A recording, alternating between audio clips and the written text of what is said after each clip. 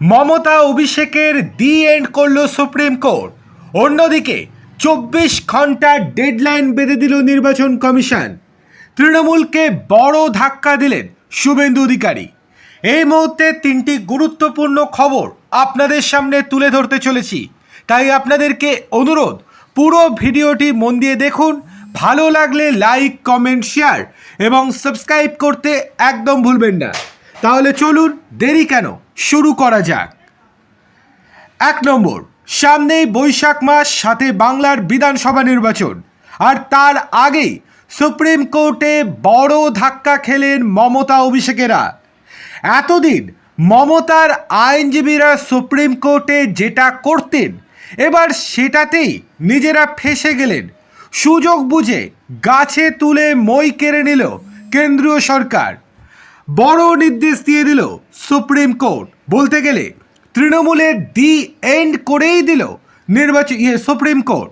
কি হয়েছে চলুন দেখে নেওয়া যাক। রাজ্যের অনুমতি ছাড়া সব কেন্দ্র এজেন্সি কি রাজ্যে তদন্ত করতে পারে? সম্প্রতি এনআইএ, ইডি, সিবিআই, আয়কর দপ্তর যেভাবে তৃণমূলের নেতা এবং প্রার্থীদের বিরুদ্ধে ঘুম উড়িয়ে একের পর এক পদক্ষেপ নিচ্ছে, তাতে অস্বস্তিতে পড়ে গিয়েছেন মমতা বন্দ্যোপাধ্যায়, অভিষেক বন্দ্যোপাধ্যায়রা।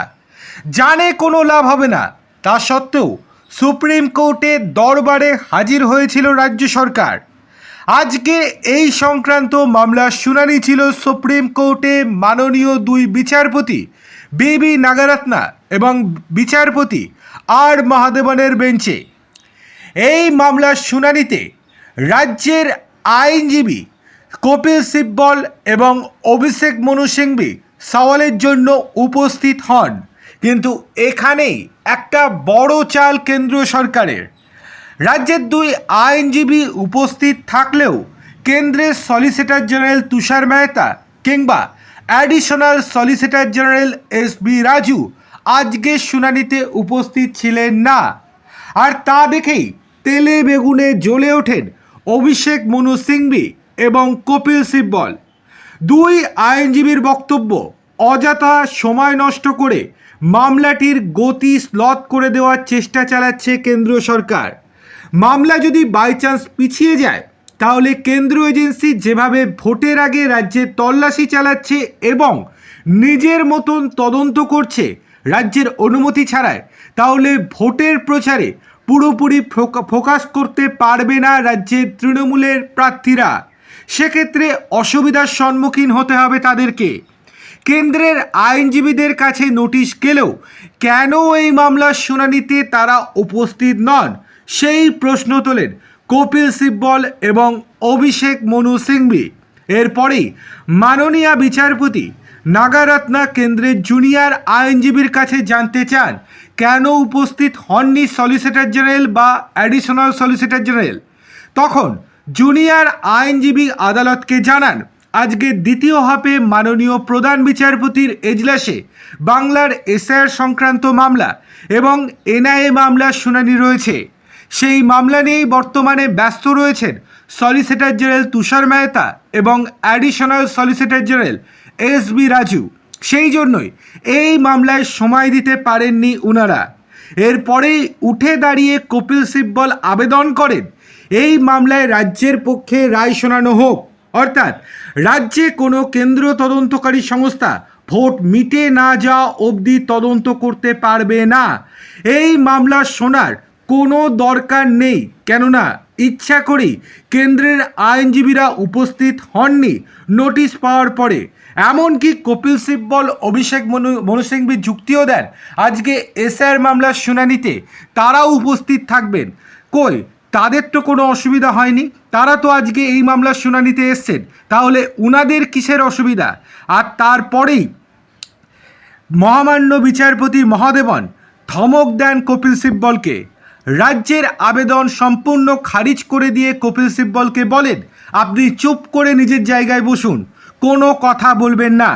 এরপরেই 2 বিচারপতি জানান, আপনাদের হাতে রাজ্যের কোনো ক্ষমতা নেই, এখন পুরোটাই নির্বাচন কমিশনের হাতে। আপনাদের হাতে যখন ক্ষমতা ছিল তখন রাজ্যের আইন শৃঙ্খলা ভেঙে পড়েছিল, এখন আর নেই, তাই আপনাদের অনুমতি নিয়ে কেন্দ্র এজেন্সিকে তদন্ত করতে হবে না বা চলতেও হবে না। কমিশনের কোনো আপত্তি যখন নেই, তখন এই মামলার কোনো গুরুত্ব বা সারবত্তাও নেই। তবুও আমরা এই মামলা শুনব ভবিষ্যতে। এরপরেই এই মামলাকে পাস ওভার দেয়া হলো 1 মাসের জন্য।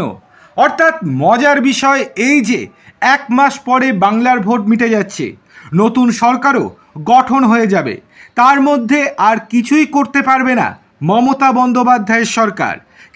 কেন্দ্র এজেন্সি চাইলেই যে কোনো তৃণমূল নেতা, মন্ত্রী বা প্রার্থীকে জিজ্ঞাসাবাদ করতেই পারবে, এমনকি ভোটের মধ্যে গ্রেপ্তারও করতে পারবে। বলতে গেলে সব কেন্দ্র এজেন্সি এবার ফ্রি হ্যান্ড পেয়ে গেল। ভোটের আগেই তৃণমূলের দি এন্ড করে ছাড়ল সুপ্রিম কোর্ট। এবার চলে আসি 2 নম্বর গুরুত্বপূর্ণ খবরে। 24 ঘন্টার ডেডলাইন নির্বাচন কমিশনের, মাথায় হাত পিসি ভাইপোর। ভোটের আগে আইন শৃঙ্খলা ঠিক রাখতে এবার আরও কড়া পদক্ষেপ নিল নির্বাচন কমিশন। রাজ্যের বিভিন্ন জায়গায় যাতে ভোটের সময় কোনো গণ্ডগোল না হয়, সেই কারণেই আগে ভাগে দাগি অপরাধীদের ধরার নির্দেশ দেওয়া হয়েছে ইতিমধ্যে। শুধু তাই নয়, এবার নির্দিষ্ট সময়সীমা বেঁধে দিল নির্বাচন কমিশন। আর বেশি দেরি নয়, আগামীকাল থেকেই দাগি অপরাধীদের ধরার কাজ শুরু করতেই হবে পুলিশকে। 24 ঘন্টার মধ্যে কাজ শুরু না করলে কড়া অ্যাকশনের হুঁশিয়ারি নির্বাচন কমিশনের। ভোটের অন্তত 72 ঘন্টা আগে এই কাজ শেষ করতেই হবে পুলিশকে। ভোটের আগে প্রিভেন্টিভ অ্যারেস্ট বা আগাম গ্রেপ্তার নতুন কিছু নয়। প্রতি নির্বাচনের আগেই নির্বাচন কমিশন এই নির্দেশ দেয়। তবে এবারের পরিস্থিতি একটু আলাদা। পুলিশ প্রশাসনে একের পর এক বদলি, কেন্দ্র বাহিনীর মোতায়েন এবং কড়া নজরদারির মধ্যেই এবার সময়সীমা বেঁধে দিয়ে নির্দেশ দেওয়া হয়েছে ভোটের 72 ঘন্টার মধ্যে দাগিদের গ্রেপ্তার করতেই হবে। যে সমস্ত কেন্দ্রে 23 এপ্রিল ভোট রয়েছে, সেখানে 19 এপ্রিল রাতের মধ্যে, এবং যেখানে 29 এপ্রিল ভোট রয়েছে, সেখানে 25 এপ্রিল রাতের মধ্যে এই অভিযান শেষ করতেই হবে। কমিশনের নির্দেশ অনুযায়ী প্রতিটি থানাকে তাদের এলাকায় সবচেয়ে সক্রিয় 10 জন দাগি অপরাধীর তালিকা তৈরি করে জমা দিতে হবে কমিশনে। কলকাতায় যেহেতু 29 এপ্রিল ভোট, তাই শহরের প্রতিটি থানার কাছ থেকে এই তালিকা চাওয়া হয়েছে। কলকাতায় মোট 91টি থানা থাকলেও এখনও পর্যন্ত প্রায় 90 জন দাগি অপরাধীর নাম কমিশনের কাছে পাঠানো হয়েছে বলে লালবাজার সূত্রে জানা গিয়েছে। অর্থাৎ অনেক থানায় একজন করেও নাম জমা দেয়নি। কয়েকদিন আগেই প্রতিটি থানার অ্যান্টি রাউডি অফিসারদের নিজেদের এলাকার দুষ্কৃতীদের নাম রাফ রেজিস্টারে নথিভুক্ত করে সংশ্লিষ্ট ডেপুটি কমিশনারদের কাছে জমা দিতে বলা হয়েছিল। পুলিশ সূত্রের খবর, সেই কাজ দ্রুত গতিতে চলছে। কলকাতার পুলিশ কমিশনার অজয় নন্দ জানিয়েছেন, প্রতিটি থানায় তালিকা তৈরি করে প্রয়োজনীয় ব্যবস্থা নেওয়া শুরু হয়েছে। কিন্তু তাতে একেবারেই খুশি নয় কমিশন। কমিশন জানিয়েছে আজকে রাতের মধ্যে সেই লিস্ট জমা দিতে হবে এবং আগামীকাল থেকেই গ্রেপ্তারি শুরু করে দিতে হবে। অন্যদিকে নির্বাচন কমিশনের নির্দেশে নবনিযুক্ত পুলিশ পর্যবেক্ষক হিসেবে দায়িত্ব পেয়েছেন পুলিশ পর্যবেক্ষক সর্বানা বিবেক এম। তিনি ওড়িশা ক্যাডারের আইপিএস অফিসার। তার মূল কাজ হবে রাজ্যের নির্বাচনী প্রক্রিয়ার সময় আইন শৃঙ্খলা পরিস্থিতির ওপর সরাসরি নজর রাখা। কমিশন সূত্রে জানা গিয়েছে, ভোট চলাকালীন কোথাও কোনো গাফিলতি হচ্ছে কিনা, পুলিশ প্রশাসন নিরপেক্ষভাবে কাজ করছে কিনা, এই সব বিষয়ে খতিয়ে দেখবেন তিনি। পাশাপাশি প্রতিটি গুরুত্বপূর্ণ ঘটনার রিপোর্ট সরাসরি নির্বাচন কমিশনের কাছে জমা দেবেন। ভোটের আগে এই পদক্ষেপকে অত্যন্ত তাৎপর্যপূর্ণ বলে মনে করছে রাজনৈতিক মহল। কারণ নির্বাচন যত এগিয়ে আসছে, ততই বাড়ছে উন্মাদনার পারদ। এই পরিস্থিতিতে বাইরে থেকে একজন অফিসারকে এনে দায়িত্ব দেওয়া মানে কমিশন পরিস্থিতি নিয়ন্ত্রণে রাখতে আরও সতর্ক হতে চাইছে। আগামী ভোট পর্ব যাতে নির্বিঘ্ন এবং শান্তিপূর্ণভাবে সম্পন্ন হয় তার জন্যই এই অতিরিক্ত নজরদারি এমনটাই মনে করা হচ্ছে প্রশাসনিক মহলের একাংশে। অর্থাৎ ভোটের আগে আরও অস্বস্তি বাড়ল মমতা অভিষেকের, সেটা আর বলার অপেক্ষা রাখে না। এবার যদি চলে আসি 3 নম্বর গুরুত্বপূর্ণ খবরে। পূর্ব মেদিনীপুরের তমলুকের রাজনীতিতে হঠাৎ করেই নতুন মোড়।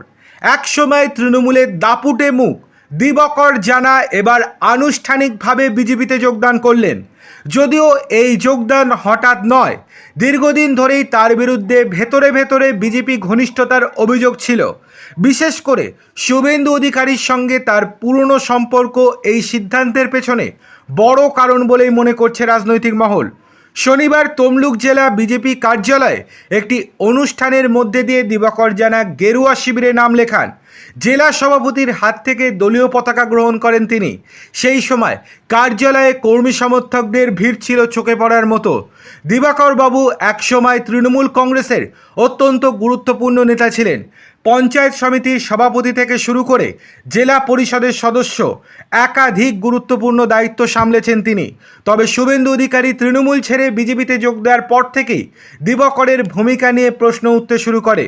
বিজেপিতে যোগ দেওয়ার পর দিবাকর বাবু স্পষ্ট করে জানান, সম্মান নিয়ে কাজ করার জন্যই তিনি এই সিদ্ধান্ত নিয়েছেন। তার কথায় তৃণমূলের সেই পুরনো আদর্শ এখন আর নেই, তাই তিনি নতুন পথে হাঁটার সিদ্ধান্ত নিয়েছেন। একই সঙ্গে তিনি জানান, এবার থেকে তিনি পুরো শক্তি দিয়ে বিজেপি প্রার্থীর হয়ে কাজ করবেন এবং তমলুকে পদ্ম ফোটানোই তার একমাত্র লক্ষ্য।